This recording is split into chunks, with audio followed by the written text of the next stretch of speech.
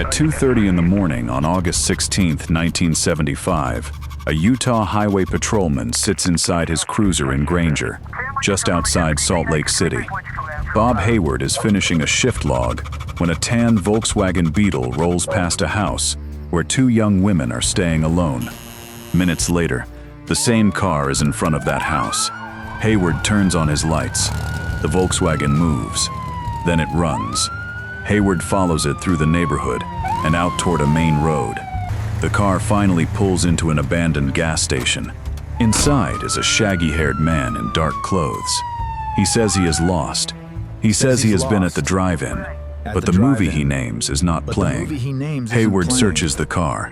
Inside, he finds pantyhose, a ski mask, a crowbar, an ice pick, handcuffs. He does not yet know who he has stopped. This is the story of the hunt for Ted Bundy. By the time Bob Hayward points his gun at the driver of the Volkswagen, the hunt has already been going on for more than a year. It just has not been one hunt yet. It is many smaller hunts, in different cities, in different counties, in different states, each one working with a few pieces: a missing student, a witness description, a tan Volkswagen, a man with his arm in a sling, a name that may or may not matter: Ted. In the early 1970s, this is one of the most important things about the case. There is no single screen where all of this appears together. There is no national database that instantly compares disappearances from Seattle with disappearances in Utah and Colorado.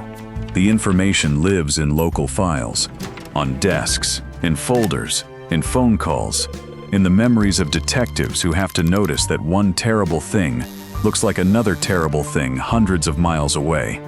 That gap is where Bundy moves.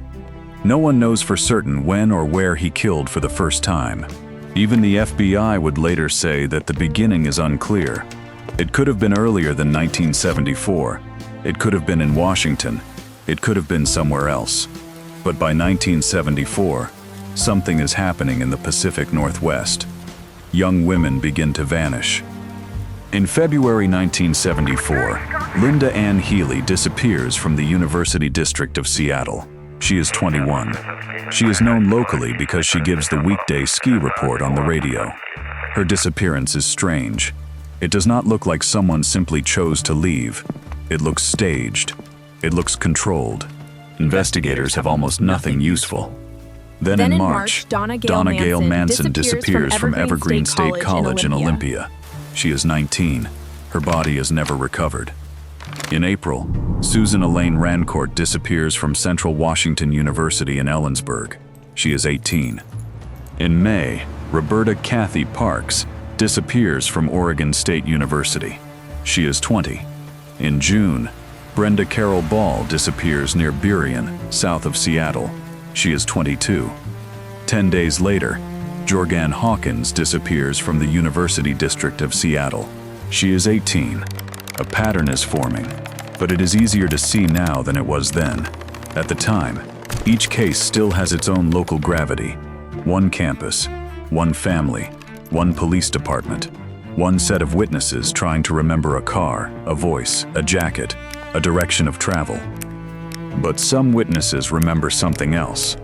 A man who seems harmless. Sometimes his arm is in a sling. Sometimes he appears to need help. Sometimes he asks a woman to carry books. Sometimes he asks about loading something into or onto a car. The weakness is the trap. The injury is the costume. It turns sympathy into a doorway. And the car matters. A Volkswagen Beetle is common enough to disappear into traffic. It is memorable enough to become a clue. Witnesses keep mentioning it. A light-colored Volkswagen, a tan Volkswagen, a small car that should be easy to ignore. On July 14, 1974, the pattern moves into daylight. Lake Sammamish State Park is busy. It is summer. People are swimming, lying in the sun, walking between picnic areas and the water. In this kind of place, the danger should be diluted by the crowd. There are too many witnesses, too much noise, too much public space. But a man approaches women near the beach. He introduces himself as Ted. He wears his arm in a sling. He asks for help with a sailboat. Some women refuse. One does not. Janice Ann Ott is 23. Witnesses see her leave with the man. About 4 hours later, Denise Nasland, 19, leaves a picnic to go to the restroom. She does not return. 2 women vanish from the same public park on the same day in front of thousands of people. This is where the case changes. Police now have more than a body. They have a name. Maybe not a full name, maybe not a real name, but they have a sound that witnesses heard from the suspect himself. Ted. They have the sling. They have the Volkswagen. They have a public abduction that shows how confident the killer has become. He is not hiding in alleys. He is not waiting for empty streets. He is walking through crowds and asking for help. In September, remains are discovered near Issaquah, Washington. They are later linked to Ott and Nasland. Georgan Hawkins is also connected to the site. The investigation has more evidence now, but evidence is not the same as a suspect in custody. A pattern can be obvious and still not put a name into handcuffs. By the summer of 1974, Bundy leaves Washington and moves to Utah. He enrolls at the University of Utah to study law. The Washington murders stop. Then Utah begins. This is one of the details that later investigators will see with clarity. The pattern did not stop because the person stopped. It stopped in one state because he moved to another. In October 1974, Nancy Wilcox disappears in Utah. She is 16. Her body is never found. That same month, Melissa Smith disappears from Midvale. She is 17. Her body is later discovered. On October 31st, Laura Ann Amey leaves a Halloween party in Lehi, Utah. She is 17. Her body is found on Thanksgiving Day in American Fork Canyon. For decades, investigators believe her case fits Bundy. Bundy will later acknowledge responsibility, but for a long time that is not enough. A confession without details is not the same thing as proof. Then, more than 50 years later, the case will change again. In 2026, Utah officials will announce that DNA evidence gave them definitive proof that Bundy murdered Laura Ann Amey. It is one of those updates that makes the past feel less finished than people think. But in 1974, no one has that. They have fear. They have missing daughters. They have local cases slowly multiplying. On November 8, 1974, Bundy walks into the Fashion Place Mall in Murray, Utah. He approaches an 18-year-old woman named Carol DaRonch. He tells her he is a police officer. He says someone has tried to break into her car. He says she needs to come with him to the police station. Right through here. This is not the sling trick. It is a different costume. Authority instead of injury. A badge without a badge. DaRonch gets into his Volkswagen. It is a moment that could have ended like the others, but it does not. Bundy drives away from the mall. Then he pulls over. He tries to put handcuffs on her. One cuff goes onto her wrist. She realizes something is wrong. She fights him.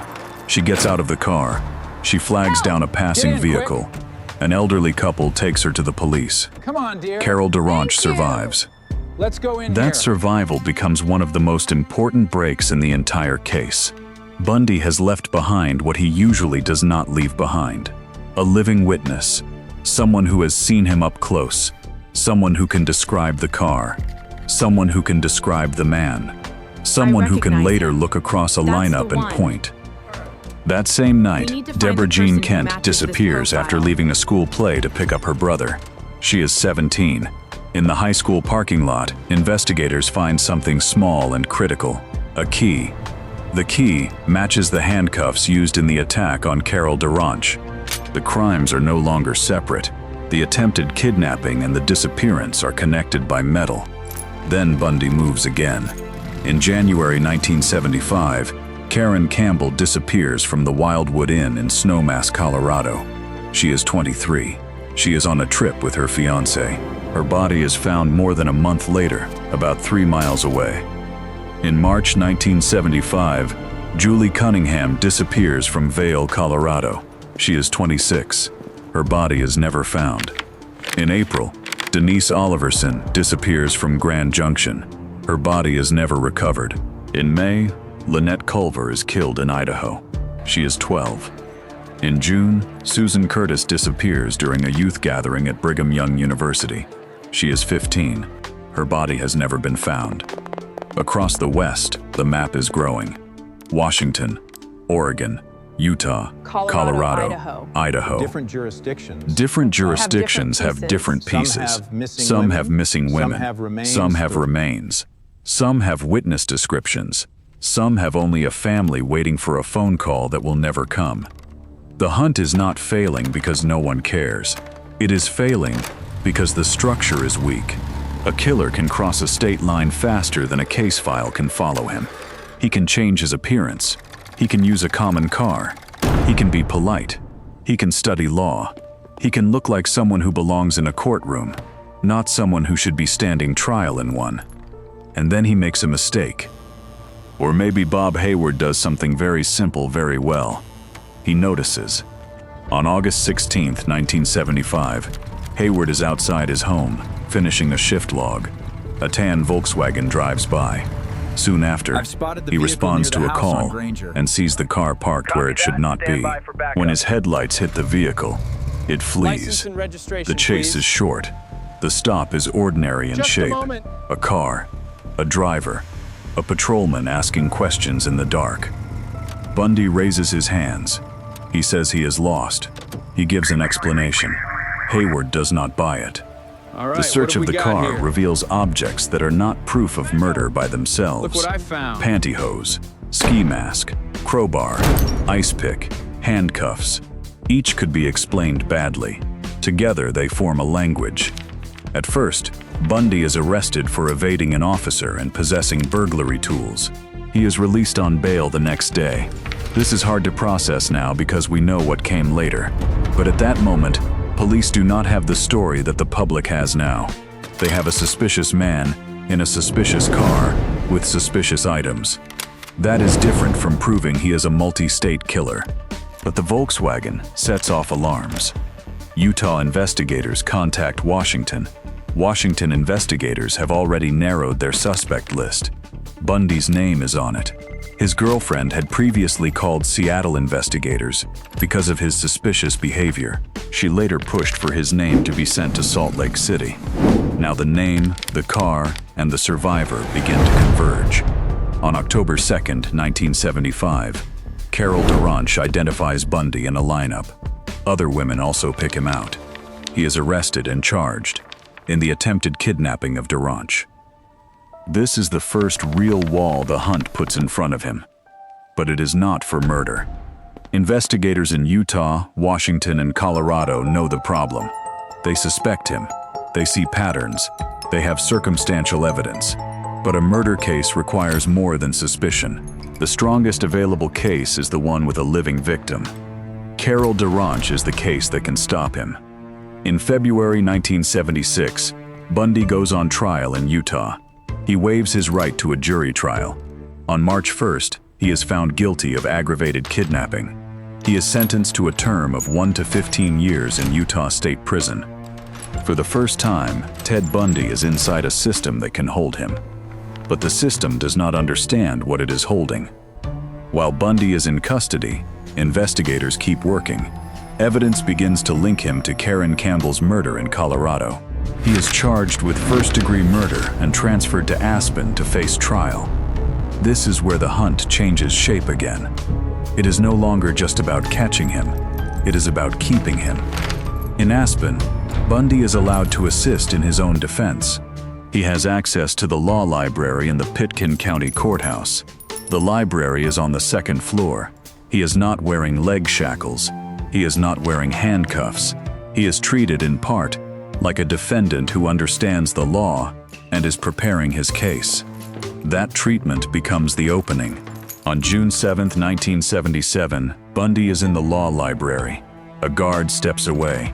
Bundy goes to a window. It is about 25 feet above the ground. He jumps. Then he runs. For several minutes, no one knows he is gone. By the time officials realize it, Bundy has already slipped into the mountains outside Aspen. Roadblocks go up. Vehicles are searched. The town becomes a net. But the net has holes. Bundy breaks into a cabin. He stays in the area for days. He has no real plan, no money, no support network ready to move him. The first escape is impulsive, almost primitive. It is a man running into the wilderness and trying to stay invisible. He does not make it far. He walks back into Aspen. He steals a car that has been left unlocked with the keys inside. A deputy notices it weaving along the road and pulls it over. 5 or 6 days after he jumped from the courthouse window, Bundy is back in custody. The system has failed once. It will fail again. Bundy is moved to the Garfield County Jail in Glenwood Springs, Colorado. This time, the escape is not a sprint through a window. It is a slow engineering project. He loses weight. He studies his cell. There is an opening in the ceiling near a light fixture. It is not secure enough. Over time, he makes it wider. He arranges books and other objects under blankets to make it look like he is in bed. On December 30th, 1977, he climbs through the opening. He moves through the ceiling. He drops into an apartment connected to the jail. The jailer is not there. Bundy puts on civilian clothes and leaves. This time, he does not stay near the scene. Keep moving. He gets out of Colorado.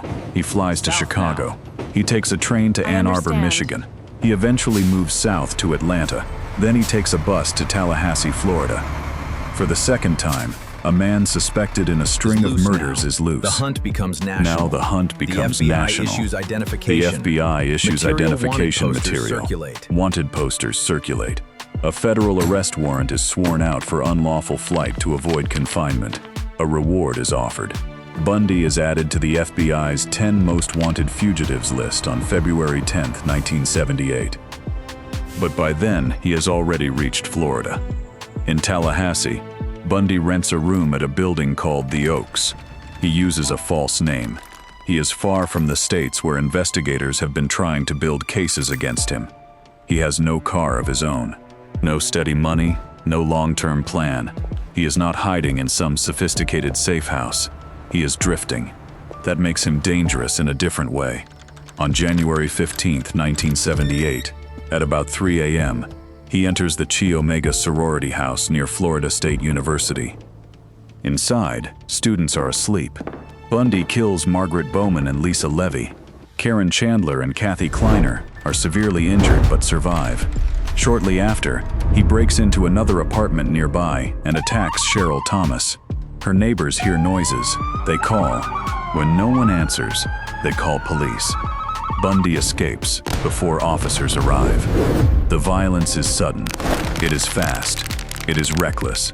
It does not look like the controlled luring in public places from the earlier cases. It looks like someone who has lost time, access, and structure. Someone wanted by the FBI. Someone moving inside a shrinking space. But he is still not caught. On February 9, 1978, 12-year-old Kimberly Leach disappears from her junior high school in Lake City, Florida. She is one of Bundy's youngest victims. Her body is later found near Suwannee River State Park. 6 days after her disappearance, at 1:34 in the morning, a Pensacola police officer named David Lee notices a suspicious car. It is an orange Volkswagen Beetle. The car is moving erratically. Lee runs the plates. The car is stolen. This is the second traffic stop that changes the case. Lee pulls the car over. Bundy resists. He runs. There is a struggle. Lee subdues him and arrests him. At first, officers do not know who they have. Bundy refuses to give his real name. At the station, he presents a stolen ID and claims to be an FSU student named Kenneth. The real student later makes clear that the man in custody is not him. For almost 2 days, the person in the cell is a question. Then Bundy reveals his identity. The hunt has ended in the most ordinary way possible. Not with a massive raid. Not with a special task force bursting through a door. Not with a profiler naming the killer from a pattern on a wall. A stolen Volkswagen. A patrol officer. A traffic stop at 1:34 a.m. Again.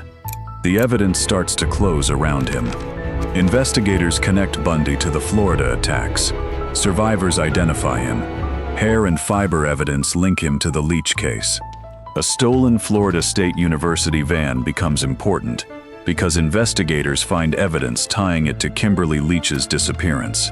There is also the bite mark evidence in the Chi Omega case, a piece of forensic testimony that will become famous and later controversial. At the time, it helps convict him.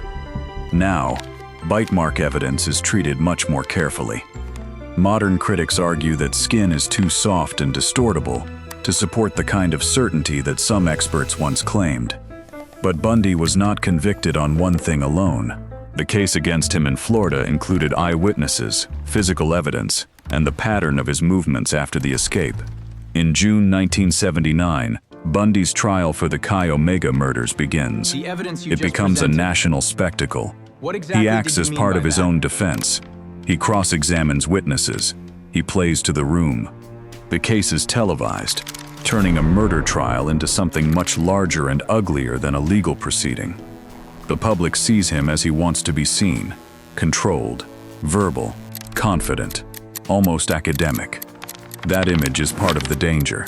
The myth of Bundy often starts there. The charming killer, the handsome law student, the man people could not believe was guilty. But that framing is incomplete.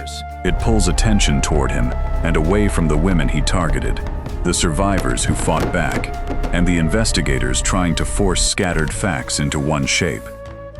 Bundy did not evade capture because he was supernatural. He evaded capture because the world around him was fragmented.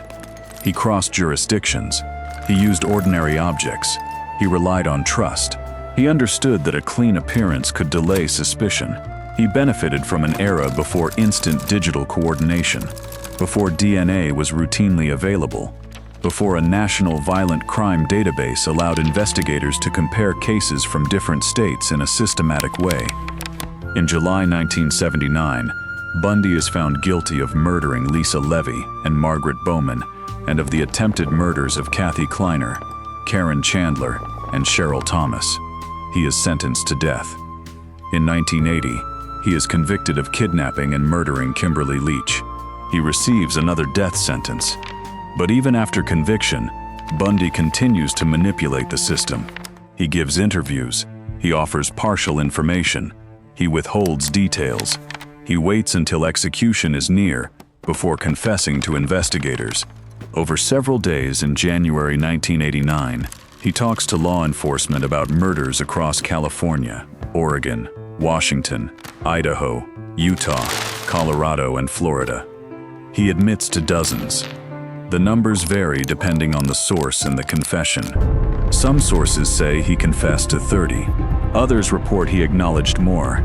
Investigators have long believed the real number may be higher, but the exact number is not knowable with certainty because some victims were never found, some cases were never charged, and Bundy was not a reliable narrator of his own crimes. This is one of the final traps he leaves behind. Even in confession, he keeps control. He gives names and places, but not always enough. He confirms some things and clouds others. He answers questions in a way that still makes investigators dependent on him. It is the last version of the same performance. He becomes the gatekeeper to the truth about the people he killed. On January 24, 1989, Ted Bundy is executed in Florida's electric chair. He is 42 years old. For many people, that is the ending. But for investigators and families, it is not. Because a death sentence does not locate every body. It does not answer every timeline question. It does not tell a parent where their daughter is. It does not explain every failure between the first disappearance and the final arrest. It does not rebuild the system that let a mobile killer pass through so many local boundaries before anyone could fully see the pattern. That rebuilding comes later. In 1985, the FBI's Violent Criminal Apprehension Program, ViCAP, begins. It is designed for exactly the kind of problem Bundy exposed. Violent crimes spread across different communities and states, sitting separately in local files, waiting for someone to notice that they might be connected. ViCAP becomes a national repository for violent crime information, homicides, sexual assaults, missing persons, unidentified remains. Investigators can enter detailed case data, and search for similarities elsewhere in the country. It does not bring back the dead, but it addresses the gap. The Bundy case is often remembered as the story of one man, but it is also the story of a system learning, too slowly, that the map matters. A killer with a car and time can turn local boundaries into cover. A witness in Seattle and a survivor in Utah may be describing the same person, but if their stories never meet, the killer stays abstract. Ted Bundy was caught twice by traffic stops. That fact is easy to miss because it feels too simple for a case this large. The first stop did not immediately prove the murders, but it put him on the path to the DaRonch conviction. The second stop ended his last run.